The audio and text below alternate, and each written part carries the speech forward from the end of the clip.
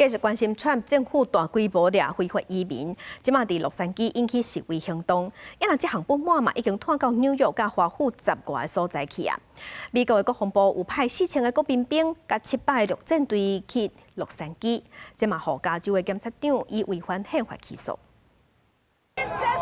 洛杉矶抗议移民甲海关执法着 ICE 过度执法，甲国民兵进驻的示威活动，从教会本来的56个地点缩减到艺术区甲小东街2围。总共已经暗暝，也是有几落百个民众甲镇部警察对立。洛城警局公布的统计数字，讲规个州外街头动乱，至少有74个人互人逮捕，各56个员警受伤。 不过，这边怒火煞开始向纽约华府、旧金山、达拉斯、芝加哥、亚特兰大等全国有10外个地点扩散。We are not criminals. We are working people, and we are not a trash can for the president. This is not a. I don't understand if this is his way to make America great again. Destroy our people, destroy our communities, destroying America. That's what he's doing. 川普迄天阁加派2000个国民兵、700个陆战队进驻洛城，总兵力来到4700人。市长巴斯对这样代志表示，联邦政府的介入若无必要，甚至会互局势恶化，变得更加歹处理。Stop the raids, period. I would say give the power back to our governor, and if we need the National Guard, we can do it in the normal circumstances.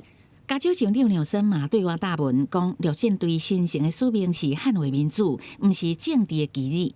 国防部违法的调兵行动，都是为了互川普州外的大阅兵制作话题。纽森批评这是看现行的乱用权力，呼吁法院甲国会必须采取行动，权力的制衡停止失效。另外一方面，加州检察长邦塔以违反宪法提出修正案的理由，向旧金山的联邦法院提起诉讼，要求法官阻止川普违法的行为。有22个民主党籍的州长联名支持。联邦甲州政府对立的冲突场面愈来愈激烈。边境安全事务负责人霍曼伊放调讲，会逮捕任何妨碍加州执法行动的人。纽森接受 MSNBC 访问的时阵，互人问到这件代志，伊大声呛讲有在调。 做理来，尾也阁有记者问川普有啥物看法。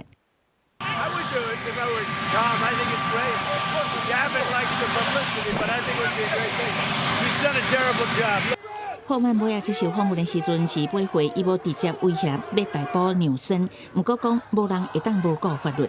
另外一方面，侧背镇部警察管理示威民众的过程，有英国的联合记者、澳洲的电视台特派员去互塑胶枪支攻击，其中澳洲记者受伤的过程，拢互镜头翕落来，也引起澳洲总理艾班尼斯的关心。公司新闻汪慧文编译。